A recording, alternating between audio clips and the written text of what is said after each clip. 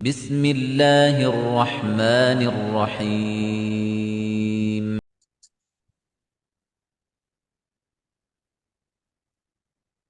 أعوذ بالله من الشيطان الرجيم بسم الله الرحمن الرحيم ألم يروا كم أهلكنا قبلهم من القرون أنهم إليهم لا يرجعون அவர்களுக்கு முன்னர் எத்தனையோ தலைமுறையினரை நாம் அழித்திருக்கிறோம். நிச்சயமாக அழிந்துவிட்ட அவர்கள் இவர்கள் பால் திரும்ப மாட்டார்கள் என்பதை அவர்கள் பார்க்கவில்லையா?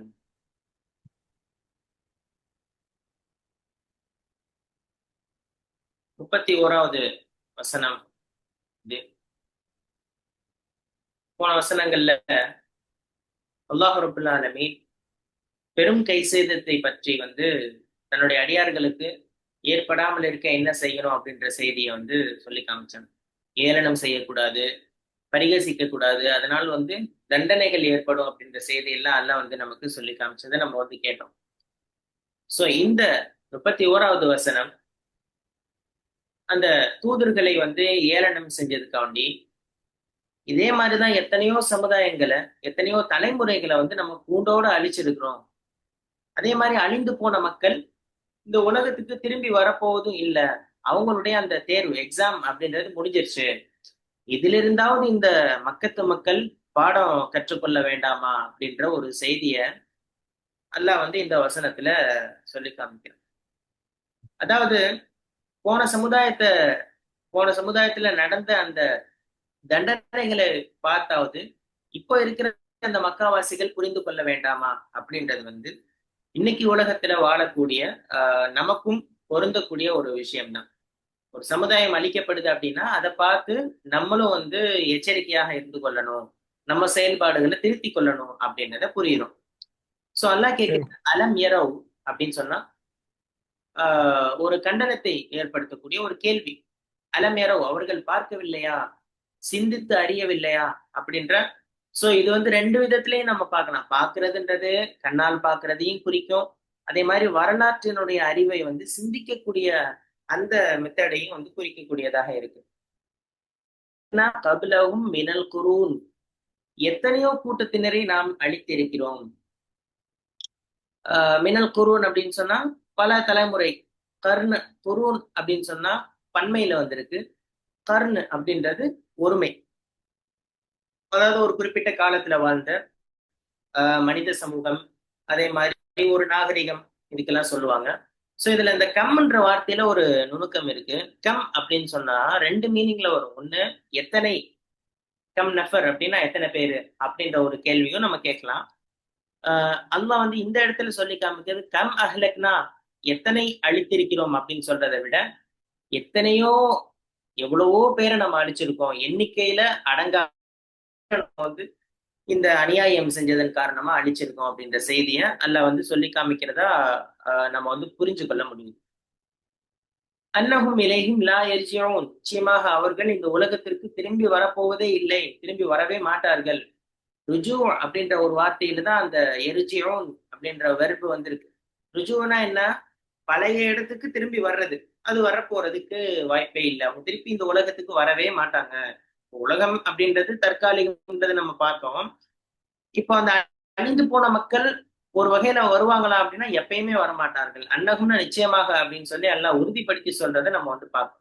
சோ இது எப்படி புரியலாம் அப்படின்னு சொன்னா, அலம் யரவ், அலம் அவர்கள் பார்க்கவில்லையா அப்படின்னு கேட்கறது அவங்களுடைய பயணத்துல போகும்போதே பார்க்கலாம். ஆது கூட்டத்தை அவங்க சமூகம் அளிக்கப்பட்டதை அவங்க பார்க்க முடியும். ஏன்னா மக்கால தானே இருக்கிறாங்க. மக்காவை கடந்து போகக்கூடிய அந்த பகுதிகளில் தான் இதெல்லாம் இருக்கும்ன்றது நமக்கு தெரியும். ஆது, அதே மாதிரி சமூது, லூத் அலைஹிஸ்ஸலாமுடைய சமூகம். சோ இது போன்ற அழிக்கப்பட்ட நகரங்கள் இருக்குல்ல, அதனுடைய அந்த காட்சியை பார்த்தாவது நம்ம யோசிக்க வேண்டாமா அப்படின்றத அல்லாஹ் கேட்கிறான்.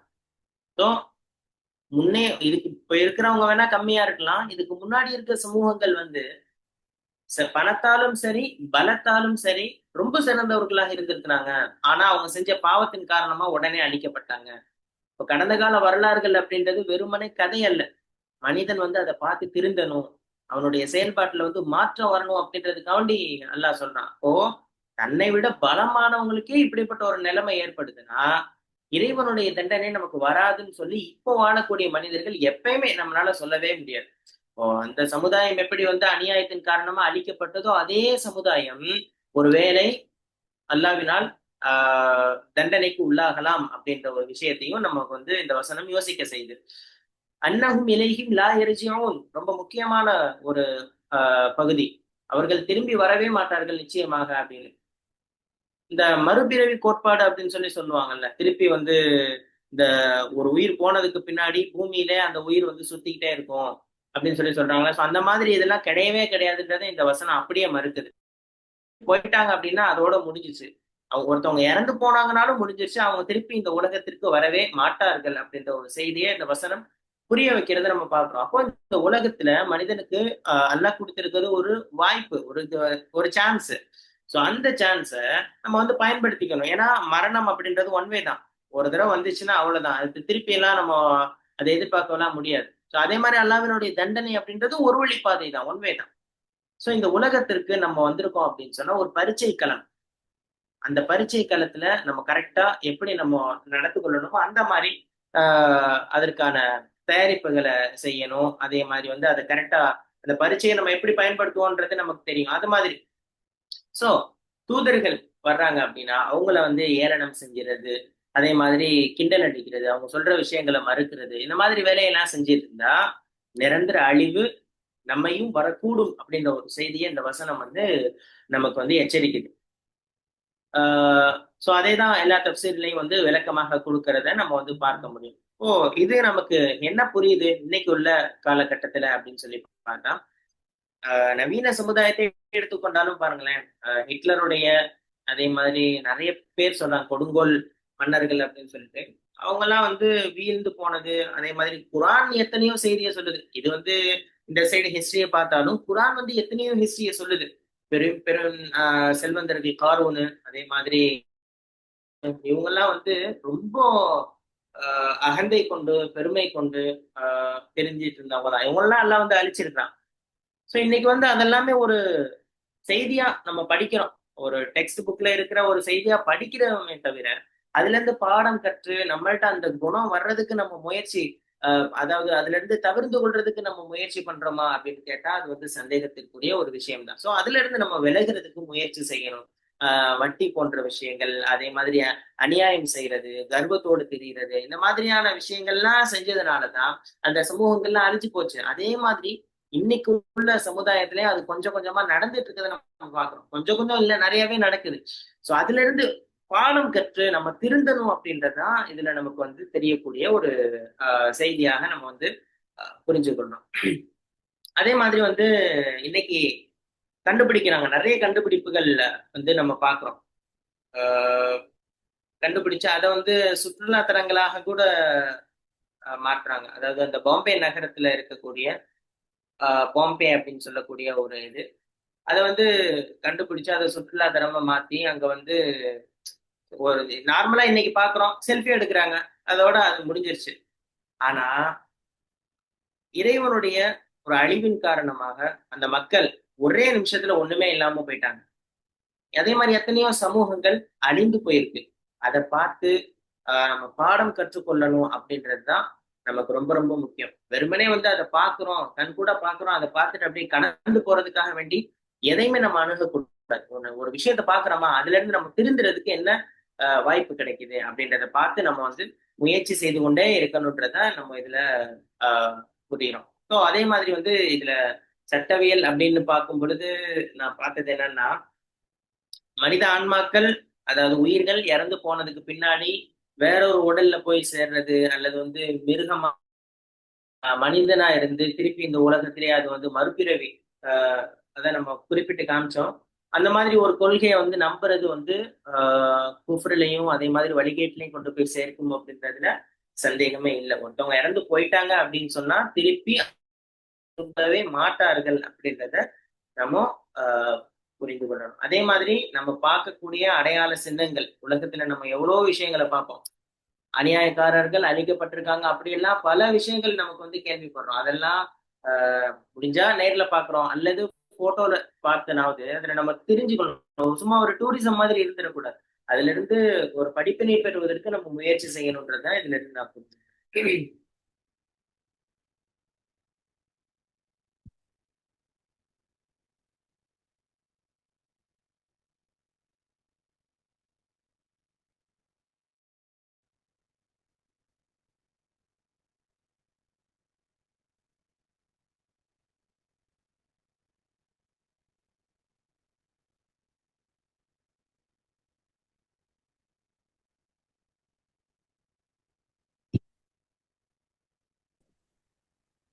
ஆலயம் இது வந்து 30 ஆயிரத்து இது 36 ஸ்கிரீனு கிளியரா தெரியல நமக்கு. 36 31ங்களா? ஓகே ஓகே, நோட் பண்ணிக்கிறேன். ஓகே. ஸோ இதுல என்ன நல்லா தெளிவா சொல்றான். ஆம், எத்தனையோ சமூகங்களை நம்ம அழிச்சிருக்கிறோம், திரும்ப வரமாட்டாங்க. நமக்கு என்ன படிப்பினை? நமக்கு எப்போ வந்து நம்மளுடைய மூத்து வரோங்கிற தெரியாது. அழிக்கப்படக்கூடாது. அந்த மாதிரி முதல்ல நம்ம துவா கேட்கணும். என்ன நல்ல மூத்து வரணும். இந்த மாதிரி ஒரு கொடுமையான ஒரு அழித்தல் போன்ற ஒரு பெரிய தண்டனையில இருந்து எல்லாம் நம்மளை பாதுகாக்கணும்னு துவா கேட்டுக்கிட்டே இருக்கணும் நம்ம. ரெண்டாவது, அங்க போயிட்டோம் நம்ம திரும்பி வரமாட்டோம். நாங்க அங்க வந்து அந்த சீன் அல்ல சில மற்ற ஆயத்துக்களை சொல்லுவான் இல்லைங்களா, வந்து கொஞ்ச நேரம் கூட நான் போயிட்டு வந்து நல்ல காரியம் செஞ்சுட்டு வந்துடுறேன், என்ன கொஞ்சம் போய் சதக்கா செஞ்சுட்டு வந்துடுறேன், கொஞ்சம் போய் தொழுதுட்டு வந்துடுறேன், என்ன அப்படிம்பாங்களாம். அப்போ அல்லாஹ்க்கு தெரியும் இவன் திருப்பி விட்டா திருப்பி இதே வேலையை தான் செய்வான் அப்படிங்கிறதும். என்ன அங்க வந்து உண்மை தானே, டூவே கிடையாது. ஸோ நம்ம மௌத்து எப்போ வரும் அப்படிங்கிறது நமக்கு தெரியாது. நமக்கு வந்து ஒரு ஒரு சென்ஸ் ஆஃப் அர்ஜென்சின்னு சொல்லுவாங்க இங்கிலீஷ்ல. அது ஒரு அவசர காலத்துல இருக்க மாதிரி இருக்கணும். ரசூலுல்லாஹி எப்படி நடப்பாங்கன்னா, அவங்களுடைய நடை வந்து மலை மேலேருந்து ஏறி கீழே வர மாதிரி இருக்குமா. அவ்வளோ நடை பார்த்தீங்கன்னா அது ஸ்பீடா நடப்பாங்களாம். சும்மா ஏனோ தானோ அப்படின்ட்டு ஒரே வேடிக்கை பார்த்து பராக்கு பார்த்துக்கிட்டு நான் அந்த மாதிரிலாம் பண்ண மாட்டாங்க. ஒரு ஏதோ ஒரு மிஷனை நோக்கி போற மாதிரியே தான் இருக்குமா அவங்களுடைய நோக்கம். ஏன்னா அவங்களுக்கு தெரியும் காலம் ரொம்ப குறுகியது. என்ன எனி டைம் நம்ம வந்து அல்லா கிட்ட போக வேண்டியவளா இருக்குங்கிறதுனால அவங்க வந்து வெரே என்ன என்ன- என்ன- அதாவது ஒரு செல்வம் வந்துட்டா கூட அந்த நோம்பு நாள்லயே மற்ற நாள்லயே வந்து அவங்க வந்து காற்று போல வீசி வீசி போய் தர்மம் செய்வாங்கன்னு ஏதோ ஒரு ஹதீஸ் இருக்கு இல்லைங்களா. ஸோ நம்மலாம் எங்க இருக்கிறோம் என்ன அப்படிங்கறது நமக்கு நாமே கேட்டுக்கணும். நம்ம வந்து நாளைக்கு நம்ம பிளான் பண்ணணும். மார்க்க வந்து பிளான் வேணாம்னு சொல்லல. 100 வருஷத்துக்கு நீங்க திட்டம் திட்டுங்க, 10 தலைமுறைகளுக்கு திட்டம் திட்டி வைங்க, நல்லதுதான். ஆனா இந்த நேரத்துல மௌத்தா போயிட்டா என்ன பண்ணுவீங்க? இந்த தொழுகை தான் கடைசி தொழுகையா நீங்க நினைச்சு தொழுவுங்க. என்ன என்ன ஸோ இன்னைக்குதான் கடைசி நாள், இந்த நேரம் தான் கடைசி நேரம் அப்படிங்கிற ஒரு எண்ணத்தோடய நீங்க வாழுங்க. அப்படிங்கறத வந்து இந்த உலகத்துல வந்து ஒரு டிராவலர் மாதிரி இருந்துட்டு போங்க அப்படின்னு சொல்லியிருக்க மார்க்கம். என்ன ஸோ நம்ம போயிட்டா திரும்பி வர முடியாது, எனி டைம் போயிட போறோம் அப்படிங்கிறதுனால மூத்து ஹயாத்து மூத்து ஹயாத்துன்னு கூட சொல்றாங்க. மூத்து மூத்து ஹயாத்து என்னைக்கும் இருக்கும்பாங்க. மௌத்து என்னைக்கும் இருக்குன்னு நம்ம சொல்லணும். என்ன ஹயாத்து எப்போன்னு சொல்ல முடியாது. என்ன நினைக்கிறீங்க? நம்ம பழக்க தோஷத்துல மூத்து ஹயாத்து எப்போ இருக்குன்னு சொல்ல முடியாது. ஹயாத்துல தான் இருந்துகிட்டு இருக்கிறோம். என்ன மௌத்து எப்போ வரும்னு தெரியாது. என்ன ஸோ அப்படிங்கிறதுனால நம்ம எவ்வளோ அமலு சாலிஹாத் நல்ல விஷயங்கள் எவ்வளவு நிறைய செய்ய முடியுமோ செய்யணும். பாவங்கள் உடனே இந்த நிமிஷமே வெளியே வந்துடணும். என்ன ஸோ இந்த தலைமுறைகளுடைய எல்லா சரித்திரத்தெல்லாம் சொல்றான். என்ன அவங்க திரும்பி வரமாட்டாங்க. நம்மளே போய் ரெண்டு அதே நம்மளும் அதை அல்ஹம்துலில்லாஹ் நல்லடியார்களா இருந்தா நம்ம இன்ஷா அல்லாஹ் நமக்கு சொர்க்கத்தை கொடுப்போம். அந்த இடது பக்கம் இடது கையில வந்து ஓலை கொடுக்கப்பட்டுச்சுன்னா முடிஞ்சு போச்சு. என்னதான் ரெக்வஸ்ட் பண்ணாலும் நம்ம எல்லாம் திருப்பி அனுப்ப மாட்டான் அப்படிங்கிறத நம்ம ஞாபகத்துல வச்சுக்கிட்டு எவ்வளவு நன்மை நம்ம கூட்டணும், பாவங்கள்ல இருந்து எவ்வளவு சீக்கிரமா வெளியே வரணும். இன்ஷா அல்லாஹ் அதான் என்னுடைய இந்த ஒரு படிப்பனையா இருக்கு. இந்த இதுல நான் இந்த மாதிரி கலக்குனா ரொம்ப கொடுமையான மவுத்து. அது வந்து ரொம்ப கொடூரமா நான் வந்து அடிச்சு ஒரு துன்புறுத்தி கொலை பண்ற மாதிரி. லேசு பாசான மரணம் கிடையாதுன்னு நினைக்கிறேன். அப்படிங்களா? அதானே அர்த்தம். அழித்தோம். என்ன மௌத்தாக்கணும்னு கூட சொல்லல. ஸோ நார்மல் மரணம் கிடையாது. இந்த மாதிரி ஒரு பயம் வரணும் குரானை ஓதும். அதாவது நான் சொல்லுவேன்ல, அல்ல அந்த இந்த குரானை வந்து ஒரு மலையில மேல இறக்கி வச்சா அந்த மலையே நடுங்கி தூள் தூளா போயிடும். என்ன இந்த மனிதன் வந்து உம் இந்த மனிதன் வந்து அறிவற்றவனாகவும் ஜஹூலாமா நான் அந்த ஒரு ஆயத்துல நான் அந்த முசத்தியன் மின் ஹஷியத்துல்லா அப்படின்னு ஒரு குரான் ஆயத்து இருக்குல்ல. لو أنزلنا هذا القرآن على جبل ம் لرأيته خاشعا متصدعا من خشية الله. ஸோ அது கடைசியில் அந்த அந்த ஃபுல்லாக சொல்லும் போது நமக்கு இந்த மாதிரி நம்ம மனசு நடுங்குதா உண்மையிலேயே இந்த மாதிரி ஆயத்தெல்லாம் கேட்கும் போது ரசூலுல்லாஹி ஸல்லல்லாஹு அலைஹி வஸல்லத்துக்கு குரான் ஆயத்து வரும்போது அப்படியே அவங்க வந்து அப்படியே ஒரு ஒரு ஹெவி பலுவே வந்து உட்கார்ந்த மாதிரி இருக்கும். அவங்களுக்கு வந்து ஒரு ஒட்டகத்துல உட்காந்து ஒட்டகமே தாங்காதுங்களாம் அந்த ஒரு வகியை இல்லைங்களா. என்ன ஸோ அப்படியே வேர்த்து விறுவிறுத்துறோம் அப்படின்னு சொல்லுவாங்க. நமக்கு வந்து இந்த ஆயத்துக்களை கேட்கும் போது எந்த அளவுக்கு பயம் நம்ம மனசு வந்து கல்வி நடுங்குது அப்படிங்கிறது நமக்கு நாமே கேட்டுக்கணும். திருப்பி திருப்பி இந்த துவாக்க நம்ம அந்த யாசின்லாம் ஓதும் போது இந்த ஞாபகத்தில் நமக்கு இருக்கணும். நமக்கு இந்த மாதிரி ஒரு அல்லாஹ் கதி ஏற்படுத்திடக்கூடாது. நல்ல உங்களோட நம்மளை சேர்க்கணும். நல்ல மரணத்தை கொடுக்கணும். மறுமை நாள்ல நம்மளை உயர்ந்த சொர்க்கத்தை கொடுக்கணுங்கிற நமக்கும் எல்லாருக்கும் அதுவா செய்வோம் இந்த நேரத்தில். ஓகே, இன்ஷா அல்லாஹ்.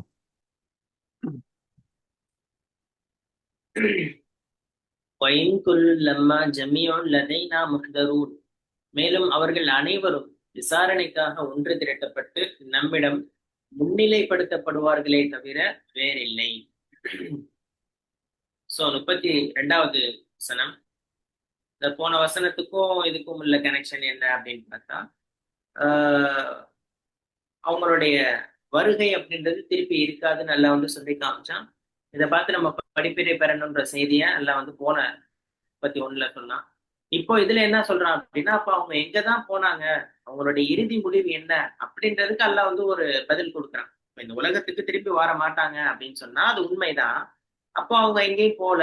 சரி, அப்ப இவங்க எங்கதான் போனாங்க அப்படின்னு சொல்லி பார்க்கும்போது, ஆதம் அலைஹிஸ்ஸலாம் தொடக்கம் இறுதி, அதாவது உலகம் அழிய போகின்ற வரைக்கும் எத்தனை பேர் வாழ்றாங்களோ அவ்வளவு பேரும் அத்தனை தலைமுறையினரும் வந்து ஒரே ஒரு குறிப்பிட்ட நாளில் அல்லாஹ் வந்து ஒரு நாள் நிர்ணயிச்சு வச்சிருக்காங்க. அந்த நாள்ல அவனுடைய அதிகாரத்துக்கு கீழே ஒன்று திரட்டப்பட்டு முன்னிலையில் வரிசைப்படுத்தப்படுவார்கள். முஹ்தரூன் அப்படின்னு சொன்னா ஆஜராயிருப்பாங்கன்னு சொல்லுவாங்கல்ல, அந்த மாதிரி. கொல்லுன் அப்படின்னு சொன்னா ஒவ்வொருவரும், ஒவ்வொருவரும் சொல்றதை விட அனைவரும் அப்படின்னு சொல்லலாம்.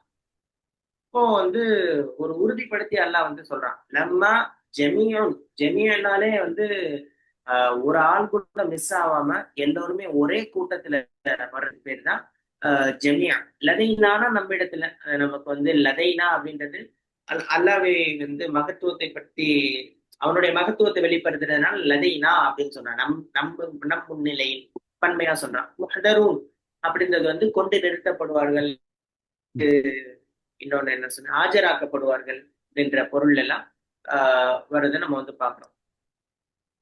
இதுல இந்த ஆஜராக்கப்படுறது அப்படின்னா அவங்க சுய விருப்பத்தினால வரல, அல்லாஹ்வினுடைய அதிகாரத்துல இருக்கிற அந்த மலக்குகள் மூலமாக கட்டாயப்படுத்தி எல்லாரும் இழுத்து வரப்பட்டு அல்லாஹ்வுக்கு முன்னாடி நிறுத்தப்படுவாங்க அப்படின்றதுதான் இந்த வார்த்தை முஹ்தரூன் அப்படின்றது ஒன்றுது. சோ அல்லாஹ் கையால் இருக்க அந்த இலக்கண விஷயம் கூட ரொம்ப தெளிவா இருக்குன்றதை நம்ம வந்து பார்க்கணும். சோ இந்த வசனத்துல நமக்கு என்ன புரியுது அப்படின்னு சொன்னா, இறைவனுடைய தண்டனையிலிருந்து யாருமே தப்பிக்க போறது இல்லை.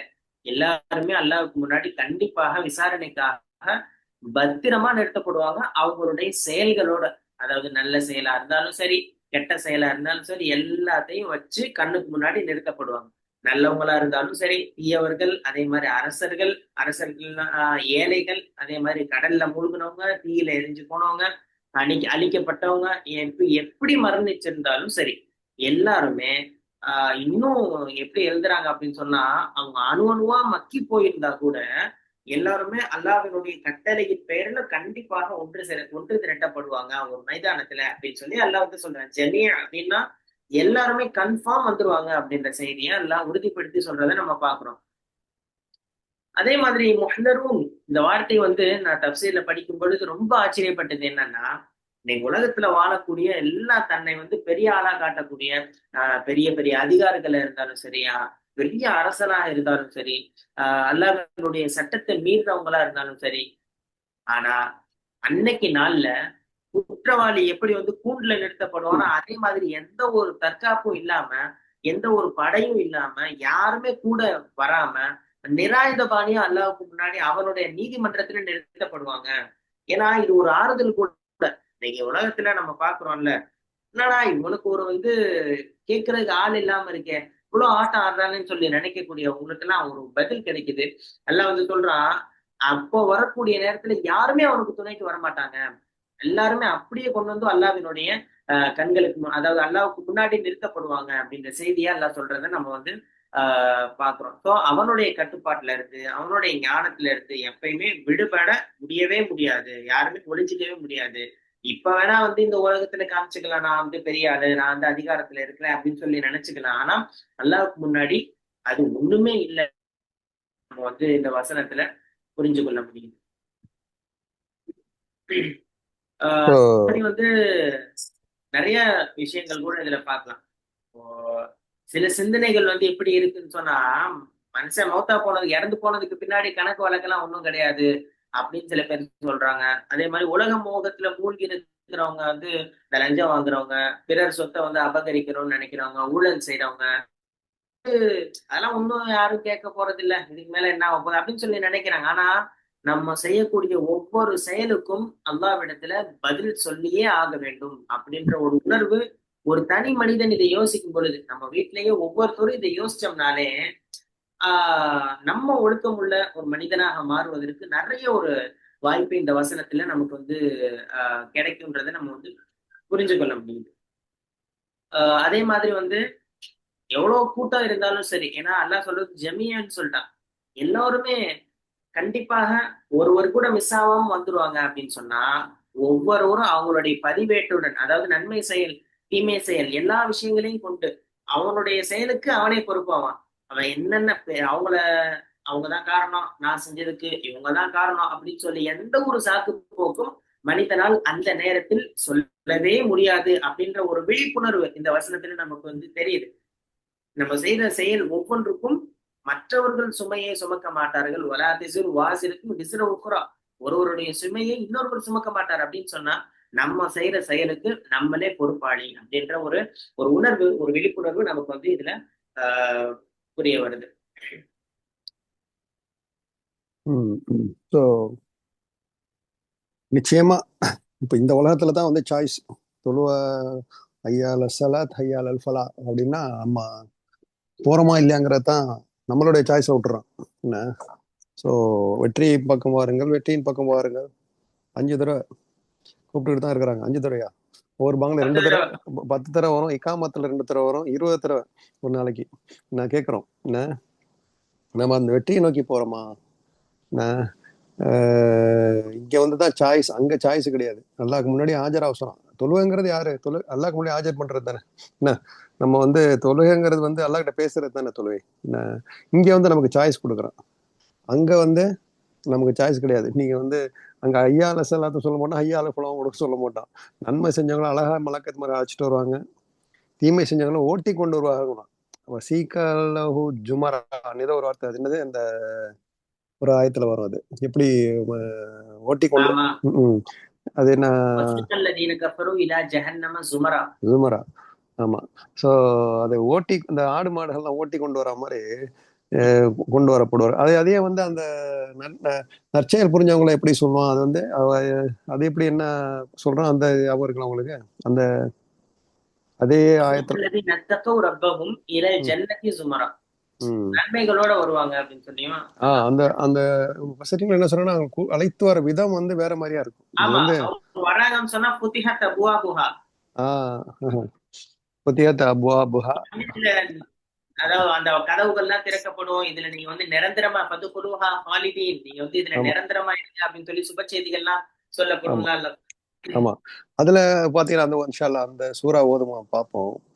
புத்திஹத் அபுவாபுஹா அப்படி அந்த அந்த சூரா கொஞ்சம் அப்படியே கொஞ்சம் ஓதுங்களேன். இந்த ஜஹன்னம எப்படி சொல்றான் சொல்லுங்களேன், சொல்லுங்க. அந்த அந்த ஸோ அது அடுத்து அந்த சூறா வருமா நம்ம படிப்போம் இன்ஷா அல்லாஹ். இப்போ நமக்கு என்ன இப்போ படிப்பு இதுல என்னன்னா, அதான் நம்ம ஜமாக்கு போறோமா அதுவும் ஒண்ணு. என்ன, இங்க வந்து ஜமான்ற ஒரு வார்த்தை யூஸ் பண்றாங்க, உண்டு திரட்டப்படுறாங்க. நம்ம வந்து இந்த ஜமாத்த நற்காரியங்கள் செய்யறோமா இல்லையா? என்ன, எல்லாம் ஒரு நல்ல காரியங்கள் நடக்கும்போது நம்ம படுத்தப்படுறோம், ஆஜர் ஆகுறோமா இல்லையா அப்படின்னு நமக்கு நாம கேட்டுக்கணும். என்ன, ஸோ மறுமைக்காக தயாராகணும். எல்லாம் ஆஜராக போறோம் அல்லாஹ்க்கு முன்னாடி. என்ன, ஸோ நம்ம மறுமை நாளைக்கு என்ன தயார் செஞ்சு வச்சிருக்கிறோம் என்ன அப்படிங்கிறது நமக்கு நாம டெய்லி ஒவ்வொரு நிமிஷம் நான் கேட்டுக்கணும். பாருங்க, ஒரு ஒரு ஒரு சின்ன ஒரு உதாரணம். இப்போ ஒரு ஒரு நாட்டு பிரதமர், இந்திய பிரதமர் என்ன, நம்மளை வந்து பார்க்கறதுக்கு அப்பாயின்மெண்ட் கொடுத்துட்டாரு. என்ன, அடுத்த மாசம் நம்ம போய் மீட் பண்ண போறோம். அவர் என்ன, நம்ம எப்படி ப்ரிப்பேர் பண்ணிட்டு போவோம் என்ன? ஸோ அது ட்ரெஸ் வாங்குறது என்ன, அவருக்காக ப்ரிப்பேர் பண்றது என்ன, அவருக்காக gift வாங்கிட்டு போறது என்ன, என்ன, அவரை பத்தி நல்ல விஷயங்களை பத்தி நான் என்னையும் அழைச்சிட்டாரு என்ன, நான் வந்து போய் பார்க்க போறேன், அவர் கையால வந்து நான் விருது வாங்க போறேன் அப்படின்னா எப்படி ப்ரிப்பேர் ஆகும் என்ன? ஒரு நாட்டு அதிகாரி, ஏன் நாட்டு அதிகாரி லெவலுக்கு போவோமே. நம்ம ஒரு ஊர்லயே ஜமாத்துல கூப்பிட்டு நம்ம கௌரவிக்க போறாங்க அடுத்த மாசம். நான் 1ஆம் தேதி, சரி நாளைக்கு ஜூலை 1ஆம் நாளைக்கு விட்டுருங்க, அடுத்த மாசம் ஒரு நாள் எப்படி நம்ம ப்ரிப்பேர் ஆகும் என்ன? ஸோ அதுக்காக நம்ம ப்ரிப்பேர் பண்ணுவோம், பேச்சை ப்ரிப்பேர் பண்ணுவோம், வந்து எல்லாத்தையும் சந்தோஷமா சொல்லுவோம். நம்மளை வந்து என்ன வந்து மேடையில் ஆஜர்படுத்தி என்னை கௌரவிக்க போறாங்க அப்படின்ட்டு நம்ம இந்த ஆஜர் ஆகுறதுக்கு நம்ம என்ன பண்ணிட்டு இருக்கிறோம் இப்போ என்ன? இந்த அல்லாஹ் அதுவும் வந்து நம்மளை படைத்தவன் என்ன. ஸோ நம்ம அதுக்காக நம்ம என்ன ப்ரிப்பேர் பண்ணி வச்சிருக்கிறோம், ப்ரிப்பேர் பண்ணிட்டோமா என்ன? சின்ன ஒரு ஒரு ஒரு விஷயத்துக்கு எவ்வளவு நம்ம தயாரா ஒரு கல்யாணமே ஒரு கல்யாணத்துக்கு போறதுனால நாளைக்கு என்ன ட்ரெஸ் போடுறது என்ன, அதுக்கு என்ன gift வாங்குறது அப்படியெல்லாம் நம்ம யோசிக்கிறோம். இதை பத்தி நம்ம ஏதாவது என்னைக்கா யோசிச்சிடறோம்? என்னைக்கு எனி டைம் வரும். மூத்த பொண்ணு உடனே விசாரணை வருது இல்லைங்களா? 7 அடி திரும்பினவனே மக்களுக்கு வந்து அவங்களுக்கு வந்து விசாரணை ஆரம்பிச்சிருது அப்படிங்கிறாங்க இல்லைங்களா? ஸோ ஒரு நிமிஷம், ஒரு கால் வருது. ஸோ நமக்கு நாம இதை கேட்டுக்கணும். ஸோ இதுலதான் நம்ம ஆஜர்படுத்த போறோம், ஆஜர் ஆக போறோம். நம்மளோட விருப்பமோ வெறுப்போ என்ன அதெல்லாம் கிடையாது. நம்மளுடைய என்ன, அமல் நாமா வந்து நம்ம கையில கொடுக்கப்படும். நம்ம ஆஜராக போறோம். இன்ஷா அல்லாஹ். அதுக்காக நம்ம எல்லாம் வேலை செய்ய ஆரம்பிச்சிடணும் உடனே அப்படிங்கிறத நான் இந்த ஆஜர் என்ன ஆஜர்படுத்தப்படுவோம். இதுல இருந்து தான் ஆஜர் வருதுன்னு சொல்றாங்க, மௌதரூன் என்ன. ஆஜர் சார் நம்ம சொல்லுவாங்க அந்த காலத்துலலாம் ஸ்கூல்ல. எப்படின்னா அந்த பேரை வாசிப்பாங்க. நான் ஒருத்தர் பேரை சொல்லும் போது ஆஜர் சார் ஆஜர் சார்னு கை தூக்கி சொல்லுவாங்க. அதான் ஆஜர் என்ன. ஸோ அங்க வந்து யாருமே மிஸ் ஆக மாட்டாங்க. எங்கேயாவது லீவு, உடம்பு சரியில்லை, கல்யாணம்னு சொல்லி லீவ் போட்டு போயிடுவாங்க என்ன.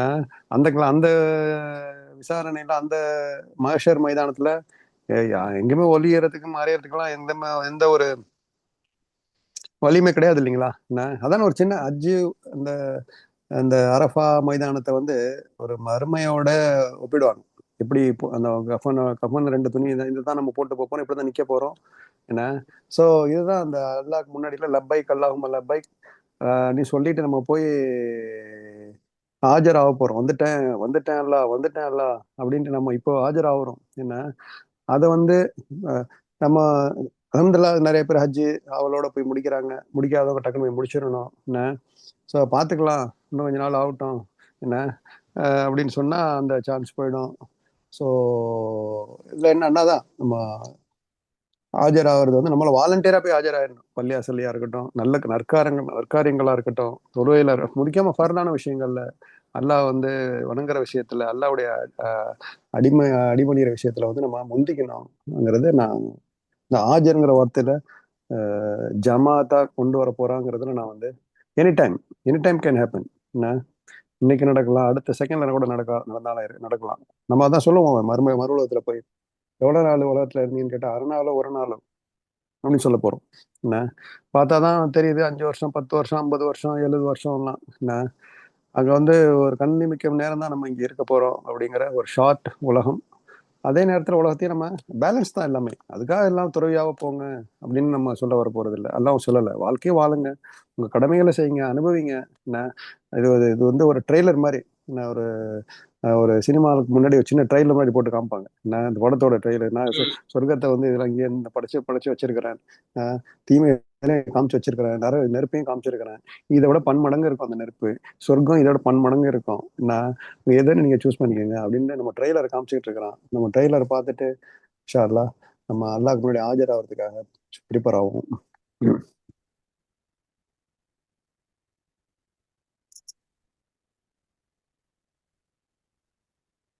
அதான் நம்ம அந்த சூரா ஆயத்துல என்ன சொல்லுவோம்னா ஃபுத்திஹத் அபுவாபுஹா, அந்த வாவ்னு ஒரு வார்த்தை யூஸ் பண்ணுவோம். நான் அந்த ஆஹ், அந்த புரியல. அந்த அந்த இந்த ஃபுத்திஹத் அபுவாபுஹா அந்த கா அதில் வந்து கொஞ்சம் அந்த ரெண்டு ஆயத்தை மட்டும் ஓதுங்களேன்.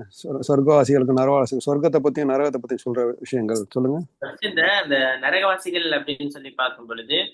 وَسِيقَ الَّذِينَ كَفَرُوا إِلَى جَهَنَّمَ زُمَرًا حَتَّى إِذَا جَاءُوهَا فُتِحَتْ أَبْوَابُهَا وَقَالَ ம்ஹும். لَهُمْ خَزَنَتُهَا أَلَمْ يَأْتِكُمْ رُسُلٌ مِّنكُمْ يَتْلُونَ عَلَيْكُمْ آيَاتِ رَبِّكُمْ وَيُنذِرُونَكُمْ لِقَاءَ يَوْمِكُمْ هَٰذَا قَالُوا بَلَىٰ وَلَٰكِنْ حَقَّتْ كَلِمَةُ الْعَذَابِ عَلَى الْكَافِرِينَ ம்ஹும்.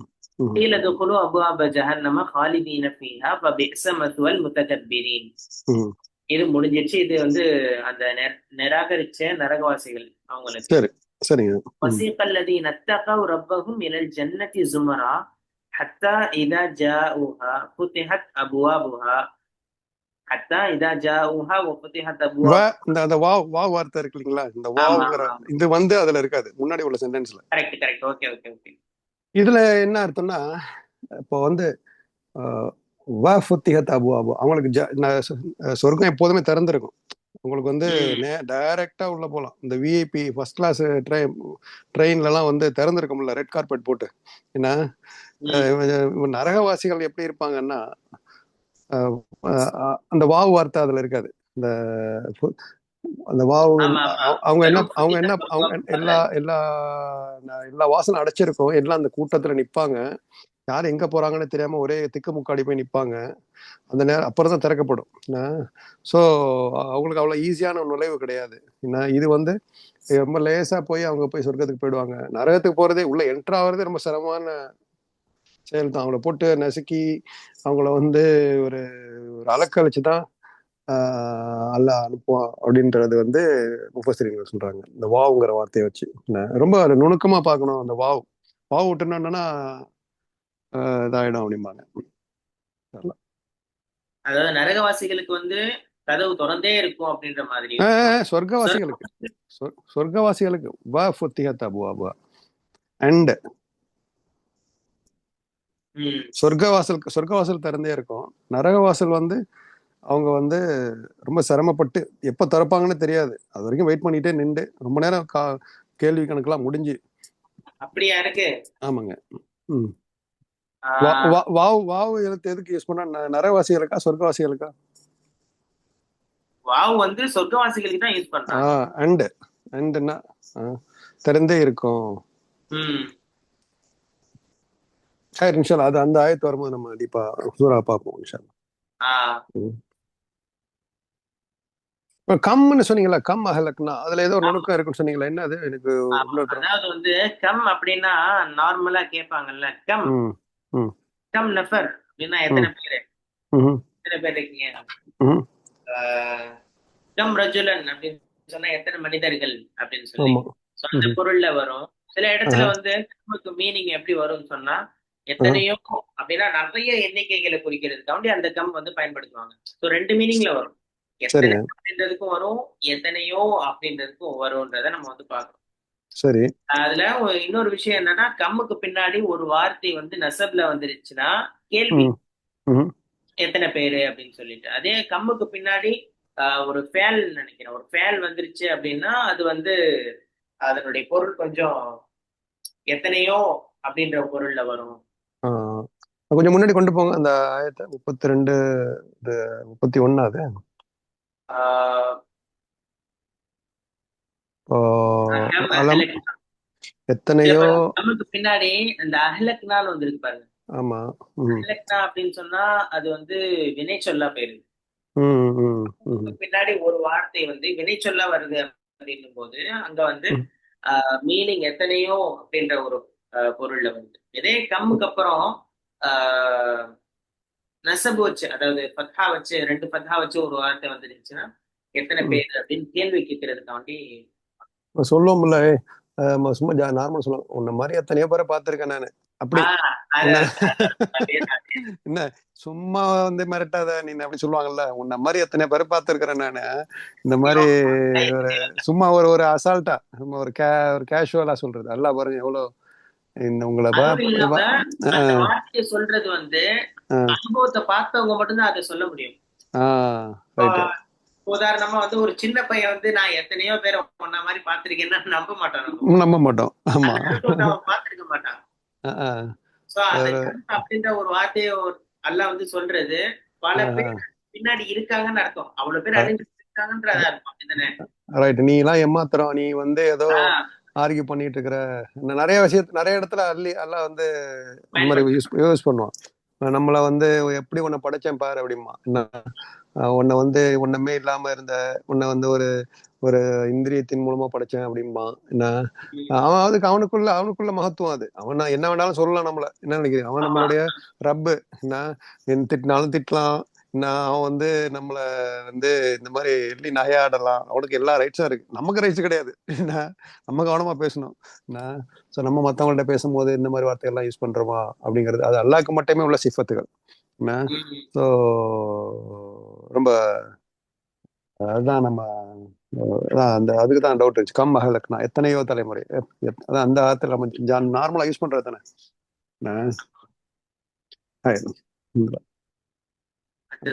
சொல்லுங்க. وآية لهم الأرض الميتة أحييناها وأخرجنا منها حبا فمنه يأكلون. இறந்த பொட்டலான பூமியும் இவர்களுக்கு ஓர் அத்தாட்சி ஆகும். அதனை நாம் மழையை கொண்டு உயிர்ப்பிக்கிறோம். இன்னும் அதிலிருந்து தானியத்தை வெளிப்படுத்துகின்றோம். அப்போது அதிலிருந்து தான் அவர்கள் உண்ணுகின்றார்கள். ஸோ இது 33வது ஆயத்து.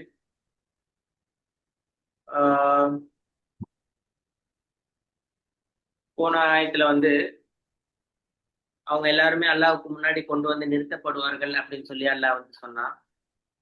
ஸோ இதையும் வந்து அந்த மக்கத்து காப்பீர்கள் வந்து சும்மா நிறுத்தல, அடுத்து கேள்வி கேட்கிறாங்க.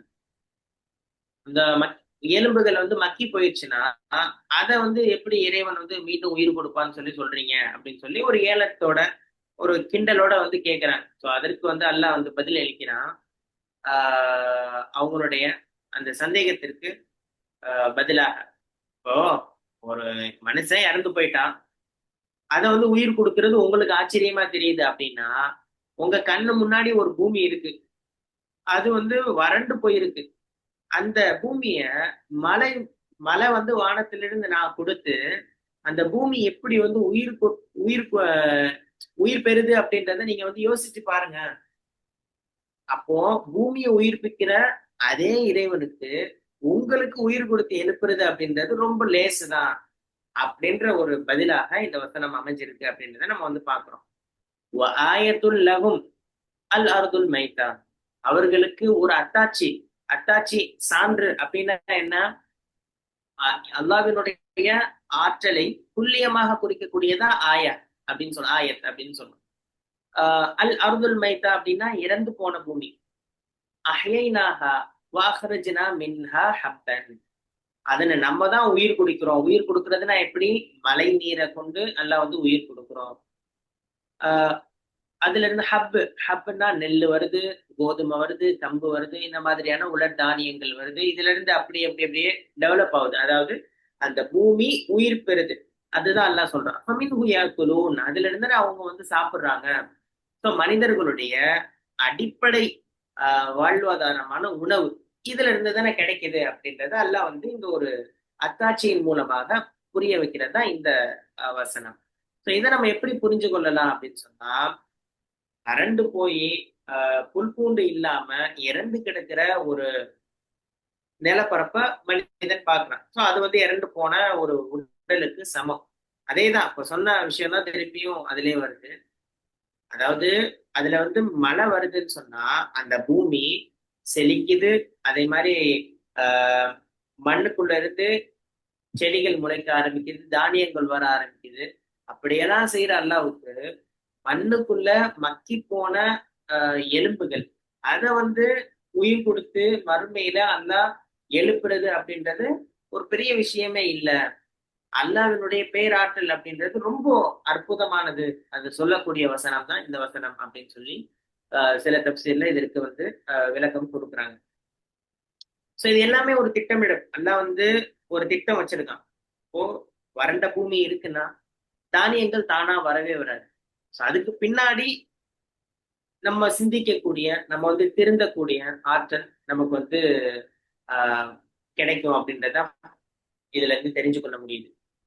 இத கண்ணு முன்னாடி நம்ம பார்ப்போம். நம்மளுடைய பகுதிகளிலேயே மழை வந்ததுக்கு பின்னாடி ஒரு பூமி செழிப்பாகுது அப்படின்னும் போது, அதை பார்த்து கூட நம்ம உணரலாம். அதை கூட மத்தவங்களுக்கு எடுத்து சொல்லலாம். இந்த பூமி ஒண்ணுமே இல்லாம இருந்துச்சு. இதுல வந்து அல்லாஹ் வந்து மழை பொழிய வச்சு அந்த பூமியை உயிர் கொடுக்குறான். அப்ப அதே மாதிரிதானே மரணிச்ச மனிதனையும் வந்து அல்லாஹ் உயிர்படுத்தி எழுப்புவான் அப்படின்னு சொல்லி பிறருக்கு நம்ம சொல்ல, அப்ப கண்ணு முன்னாடி அல்லாஹ் வந்து ஒரு அத்தாட்சியை கொண்டு இதுல வந்து நமக்கு புரிய வைக்கிறான் அப்படின்றத பார்க்கணும். சோ அதே மாதிரி அல்லாஹ் ரிசுக்கு கொடுக்குறான். ரிசுக்கு அப்படின்றது வந்து மனித வாழ்க்கைக்கு அத்தியாவசியமான எல்லா தானியங்களுமே, அது கோதுமை, நெல், இந்த மாதிரி எல்லா தானியங்களுமே மனிதர்களுக்கு அல்லாஹ் வந்து உணவா ஆக்குறான். இதன் மூலமே நம்ம வந்து அல்லாஹ்வினுடைய அந்த ரஹ்மத், ரஸாக் அப்படின்னு சொல்லி அல்லாஹ்வினுடைய பேர் இருக்கு, நம்ம கேள்விப்பட்டிருக்கோம். உணவளிப்பவன். சோ அந்த பண்புகள் எல்லாமே இதுல வெளிப்படுறத நம்ம வந்து புரிஞ்சு கொள்ள முடியுது. ஆஹ் இதுல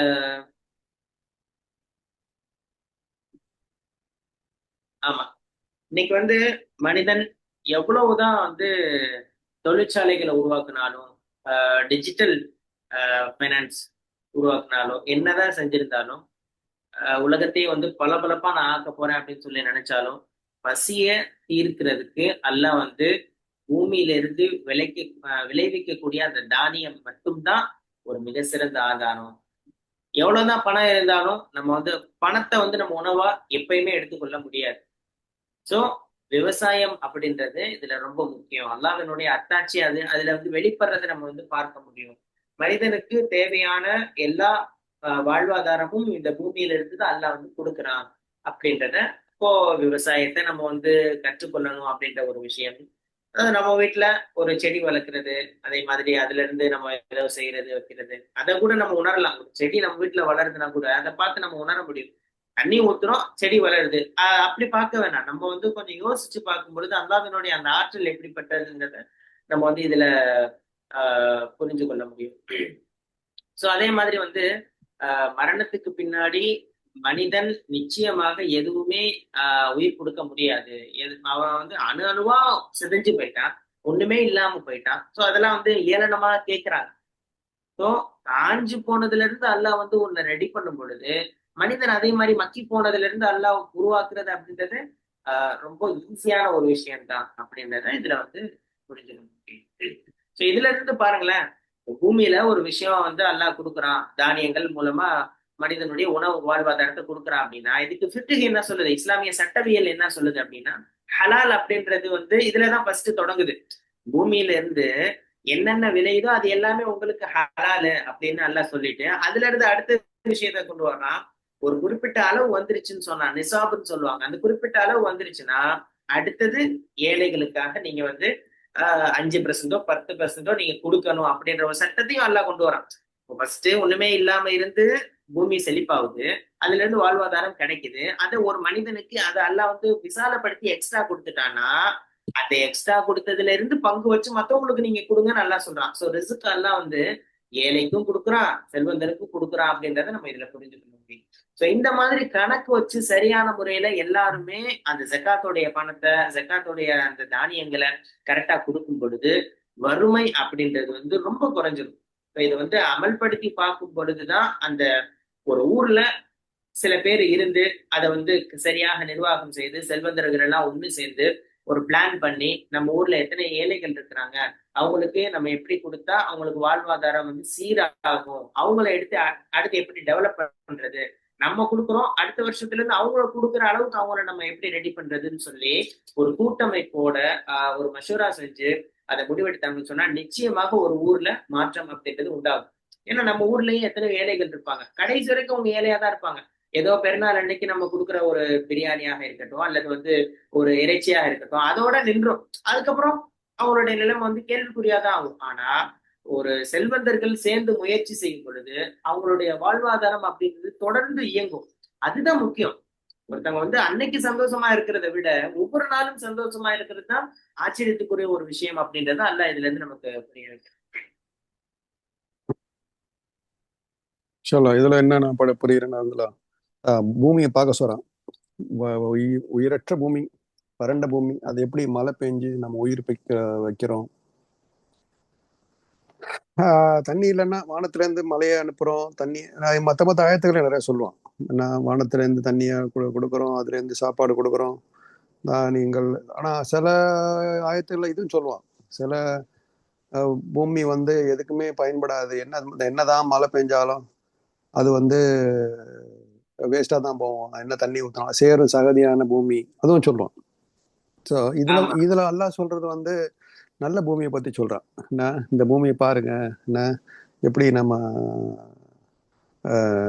அதுல நம்ம சிந்திக்கணும் நம்ம. என்ன ஸோ அது சில பேரோட மனசுகளையும் அந்த மாதிரி செத்து போன மனசும் இருக்கும், உயிரற்ற மனங்கள்னு சொல்லுவாங்க. என்ன இப்போ உமர் அலி அல்லாஹ் பாத்தீங்கன்னா, நவதுபில்லா ரசூலுல்லாஹி அலைஹி வஸல்லத்தை கொலை செய்ய போறேன்னு வந்தவங்க. என்ன அப்படிப்பட்ட ஒரு மூத்துக்கு விட மோசமான மூத்தான இருந்த ஒரு மனசை அல்லாஹ் பசுமையாக்கிட்டான். என்ன நினைக்கிறீங்க? ஆனா அபூலஹப், அபூ ஜஹல் போன்ற பக்கத்திலே இருந்த சொந்தக்காரங்க, என்ன அவங்களுடைய மனசு பாருங்க பல பாலடைஞ்ச ஒரு பழைய வீணா போன பூமி மாதிரி ஆயிப்போச்சு. அது அல்லாவுடைய நாட்டப்படி நடக்குது. நம்ம நல்ல மாதிரி அந்த மாதிரி நம்ம மனசும் நல்ல விளைச்சல் நிலங்கள் மாதிரி நம்ம மாத்திக்கணும்.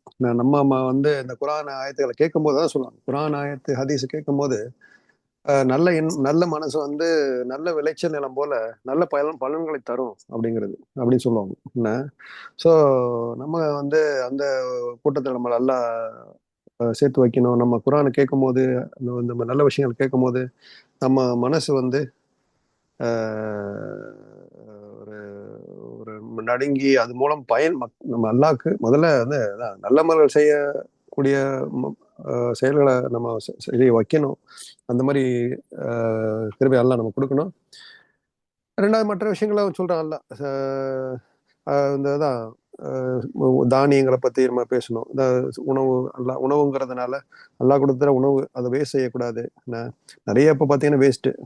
இப்போ ஒரு சில திருமணங்கள்லாம் பாத்தீங்கன்னா அப்படியே கொண்டு போய் கொட்டுவாங்க சாப்பாடெல்லாம்.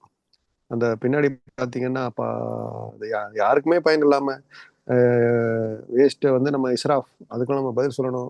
உணவுகள் வேஸ்ட் பண்ணக்கூடாது. ஸோ இதே மாதிரி தான் மரணித்தவங்களும் உயிர் வைக்கிறேன் அப்படிங்கிறான். என்ன ஸோ ஒண்ணுமே இல்லாத செத்து போன ஒரு பூமியை எப்படி உண்டாக்குனானோ அந்த மாதிரி தான் அவங்களையும் திருப்பி மண்ணோட மண்ணானவங்களை திருப்பி எந்திரிச்சு நிக்க வைப்பேன் அப்படிங்கிறான்.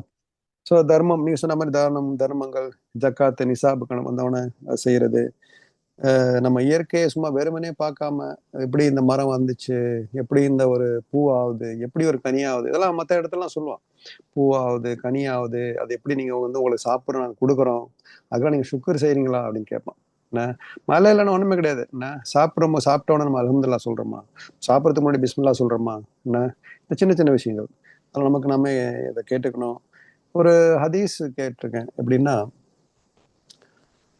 ஒரு இறையடியார் என்ன பண்ணுவாரு, போயிட்டு இருப்பாரு. அவர் வானத்துல இருந்து ஒரு அசரீரி கேட்பாரு. அசரீரி என்ன சொல்லும், அல்லாஹ் சொல்லுவான், மலாய்க்கத்துமார்கள் சொல்லுவாங்க, அதை கேட்பாங்க. அந்த சக்தியை அவர் கொடுத்துருக்கான். அது இது நீங்க பாருங்க, ஹதீஸ் பேரு நம்பர் என்னன்னு தெரியல. இது அந்த மலாய்க்கத்துமார்கள் சொல்லுவாங்க, ஓ மலையே, மேகமே, இந்தந்த இடத்துக்கு போ, இந்த ஒரு இடத்துல போய் மழை பெய்யும் அப்படின்னு சொல்லும். அதை ஃபாலோ பண்ணிட்டு இவரும் போவாரு. அந்த அந்த வயல்ல, அந்த நிலத்துல போய் கரெக்டா அந்த மழை பெய்யும். என்ன கரெக்டா பெய்யும். அந்த அந்த நிலம் மட்டும் ரொம்ப நல்லா செழிப்பா வளரும். என்ன அதை பார்த்தோன்னா ஒரு ஆச்சரியமா இருக்கும். அந்த விவசாயிகிட்ட போய் கேட்பாரு, அந்த நில ஓனர்கிட்ட போய், நீங்க உங்க வயல்ல மட்டும் கரெக்டா அந்த மழை பெய்யுது, உங்க எல்லாம் பெய்ய வைக்கிறானே, என்ன காரணம் அப்படின்னு கேட்பாரு அதே சஹாபி, தெரிஞ்சுக்கிறதுக்கா. அதுக்கு அவரு சொல்லுவாரு, நான் ஒன்னும் பெருசா செய்யறது இல்ல. நான் என்ன பண்றேன்னா, 1/3 பிரிச்சுக்கிறேன் வர்ற விளைச்சலை. இப்போ நெல் உதாரணத்துக்கு அவர் போட்டிருந்தான்னு வச்சுக்கலாம், ஒரு நெல் வருதுன்னா அது 3ஆ பிரிச்சுக்குவார். பிரிச்சுக்கிட்டு அதை ஒரு பங்கு வந்து ஃபர்ஸ்ட் 3ல் ஒரு பார்ட்டை வந்து அடுத்த பயிற்சல் செய்யணும்ல, விளைச்சல் செய்யணும், அதை 3ல் 1ஆ பிரிச்சுக்குவார். அதுக்காக சேவ் பண்ணி வச்சுக்குவார். அடுத்த இந்த விதை நெல்னு சொல்லுவாங்க. ரெண்டா அந்த 3ல் ஒரு பங்குல வந்து விதை நெல்லுக்காக, அது வந்து இன்வெஸ்ட்மெண்ட்டுக்காக சொல்லுவாங்க, அடுத்த விளைச்சலுக்கு தேவைப்படும் இல்லையா. 2வது மடங்கு என்ன செய்வாரு, தன்னுடைய ஃபேமிலிக்காக, என்ன சாப்பாடுக்காக, என்ஜாய்மெண்ட்டுக்காக வச்சுக்குவாரு. அந்த இன்னொரு 1/3 இருக்கு இல்லைங்களா, இன்னொரு 1/3 வந்து சதக்கா செஞ்சிடும் அப்படிம்பாரு. இதைத்தான் நான் கன்சிஸ்டண்டா செஞ்சுக்கிட்டு இருக்கிறேன். இதுல நமக்கு என்ன பாடம் அப்படின்னா, நம்மளும் வந்து நம்மளுடைய தான தர்மங்களை நம்மளுடைய செல்வத்திலிருந்து ஒரு 2.5%, அது சதக்கா மற்ற ஆடு மாடு வேற மாதிரியா நம்பர்ஸ்ங்கிறாங்க, எல்லாத்துக்குமே 2.5% கிடையாதுங்கிறாங்க. என்ன மாடு இருந்தா அது வேற நம்பரு, ஆடு இருந்தா வேற நம்பரு. நான் அதெல்லாம் வந்து அது பெரிய, இப்போ இதுக்கு நிறைய ஆப்லாம் வந்துருச்சு, இருந்தாலும் போய் பார்க்கலாம். ஏன்னா 2.5ங்கிறது இருக்கிற கோல்டுக்கு, காசு பணத்துக்கு மட்டும்தான். விவசாய நிலத்துக்கு மற்றதுக்கெல்லாம் இத்தனை மூட்டைன்னு சொல்றாங்க. இன்ஷால்லா அதெல்லாம் போய் பார்க்கலாம். நம்ம அந்த பாடங்கள் வரும்போது பார்ப்போம். இதில் நமக்கு என்ன படிப்புன்னா 1/3 நம்மளும் வந்து இந்த மாதிரி தான தர்மங்கள் சதக்காலாம் கொடுத்தா நம்மளும் அந்த விவசாயியோட நிலம் மாதிரி நமக்கும் இந்த நிலத்தை எல்லாம் பார்த்துக்குவோம். இன்னொரு படிப்புனே இருக்கு. அந்த 1/3ல வந்து முதலீடு செய்வார் ஃபியூச்சருக்காக. வந்த காசு எல்லாத்தையும் ஜாலியாக செலவு பண்ணிவிட்டு என்ன, ஸோ போய் கடன் வாங்கி நின்றா அதுவும் கஷ்டம். இதுவும் சுன்னா அப்படிங்கிறாங்க, இந்த ஹதீஸ்ல வர சுன்னா. என்ன, இஸ்லாம் வந்து முதலீட்டை வரவேற்குது. நீங்க வந்து எதிர்காலத்துக்காக நீங்களும் கொஞ்சம் சேர்த்து வைக்கணும், அதுக்காக எல்லாத்தையுமே 10 தலைமுறைக்கு சேர்த்து வைக்கணும் அப்படின்னு சொல்லலை. பட் அதுல இருந்து வளர்ச்சிகள் வரும் அப்படிங்கிறது நமக்கு பாடம். அந்த ஹதீஸை நீங்க செக் பண்ணி பாருங்க. அது ஸோ இதில் என்ன இந்த தானியங்கள் நல்லா சொல்றதுனால எனக்கு இந்த ஞாபகம் வந்துச்சு. என்ன, ஸோ அதான் தான தர்மங்கள் கொடுக்கறதுலையும் மேக்சிமம் இதுலேருந்து ஒரு இது சொல்றாங்க. ஃபராயிதுல வந்து பார்த்தீங்கன்னா, இப்போ ஒருத்தர் வந்து வசியத்தை பண்ணிட்டு போயிட்டாரு, என்னுடைய சொத்து எல்லாமே இந்த ஒரு பள்ளியாசலுக்கு தான் அப்படின்னு. அந்த ஃபராயிது செல்லாதுங்களா, என்ன, மேக்சிமம் 1/3 தான் அந்த ஃபராயிது ரூல் படி. இப்போ வந்து ஒருத்தர்கிட்ட வந்து ஒரு உதாரணத்துக்கு 3 கோடி ரூபா சொத்து இருக்கு, 3 கோடி பள்ளியாசலுக்கு அப்படி வசியத்தை செஞ்சு வச்சுட்டா அந்த வசியத்து ஏற்றுக்கொள்ளப்படாது. இருக்கும் போதே கொடுத்துட்டு போயிட்டானா பிரச்சனை இல்லை. நான் கொடுத்த பிறகு அந்த 1/3 மேக்சிமம் அந்த பள்ளிவாசலுக்கு சேர வேண்டியது 1 கோடி ரூபா தான். மற்றது வந்து 2 கோடி வந்து அந்த ஃபராயத் சட்டப்படி ஆண்களுக்கு 2 பாகம், பெண்களுக்கு 1 பாகம், பிள்ளைங்க இருந்தா இப்படி, கணவன் இருந்தா இப்படி, சிஸ்டர்ஸ் இருந்தா அதுக்கு ஒரு அந்த சூரா பக்கரால சொல்லுவான்னு நினைக்கிறேன் இல்லையா, சூரா பக்கராலே அடுத்த இதுல சூரா அல்லாஹ் குர்ஆன்ல சொல்லுவான். ஸோ அது அந்த சட்டத்துக்குள்ள போகும்போது நம்ம டீப்பா போவோம் இன்ஷால்லா, அந்த ஆயத்துகளுக்கு போகும்போது. ஸோ இது நமக்கு விளைச்சல்கள் நம்மளுடைய வருமானத்திலிருந்து ஒரு 1/3 கொடுத்தோம்னு வச்சுங்களேன், கொடுத்து பார்ப்போம்ல, கொடுப்போமே, அதோடைய எப்படி விளைச்சல் எப்படி அதிகமாகுது, எப்படி பறக்கத்தை எல்லாம் செய்யறான் அப்படிங்கிறது நம்ம கண்கூடா தெரிஞ்சுக்கணும். அதே நேரத்தில் எதிர்காலத்துக்காக 1/3 முதலீடுகள் செய்யணும். முதலீடுகள்னா இப்போ அவர் விவசாயம் செஞ்சதுனால விவசாயத்துக்கான விளைநிலம் வாங்கி வச்சுட்டாரு. நம்ம என்ன பண்ணலாம், நம்ம வந்து ஹலாலான இன்வெஸ்ட்மெண்ட்டுகள், பாதுகாப்பான முதலீடுகளில் நம்ம இன்வெஸ்ட் பண்ணி வச்சா நமக்கு நம்மளுடைய சந்ததிகளுக்கு, ஏன்னா நம்ம சந்ததிகளை விட்டு போகும்போது அதுங்களை கொஞ்சம் நல்ல நிலைமையில தான் விட்டுட்டு போகணும்னு சொல்றாங்க இல்லைங்களா. கையேந்த மாதிரி விட்டுட்டு போயிடாதீங்க. என்ன, சில பேர் வெறுப்புல என்ன பண்ணுவாங்க, எல்லாத்தையும் இருக்கும்போது கழிச்சிட்டு போயிடுவோம், என்ன இருக்கும்போது யார்ட்ட கொடுத்துட்டு போயிடுவோம் அப்படின்லாம் சொல்ல வந்து அது நம்மளுடைய சந்ததிகள் நல்லாவும் இருக்கணும் அப்படிங்கிறாங்க. என்ன, ஸோ அவங்களுக்காக ஏதாவது கொஞ்சம் சேர்த்து வச்சுட்டோம் ஒரு நற்காரியங்கள் அப்படின்னு சொன்னா அல்லாஹ் அதுல வந்து பரக்கத்து செய்வான். ஸோ அப்படிங்கிறத இந்த ஆயத்துல நம்ம புரிஞ்சுக்கிறோம். இந்த பூமியை உயிர்ப்பிக்கிறோம், அதுலேருந்து உண்கிறீர்கள், என்ன, அதுலேருந்து எனக்கு நன்றி செலுத்துறீங்களா அப்படிங்கிறத மறைமுகமாக சொல்றான். என்ன, ஸோ இவ்வளோ விஷயங்கள் நம்ம மழை இல்லைன்னா ஒன்றும் கிடையாதுங்க, ஞாபகம் வச்சுக்கணும். நம்ம மனசும் இந்த மாதிரி உயிர்ப்பிக்கப்படணும். என்ன, ஃபுட்டு அல்ஹம்துலில்லாஹ் அந்த சதக்கா விஷயங்கள்லாம் நம்ம ஃபாலோ பண்ணுவோம் இன்ஷா அல்லாஹ்.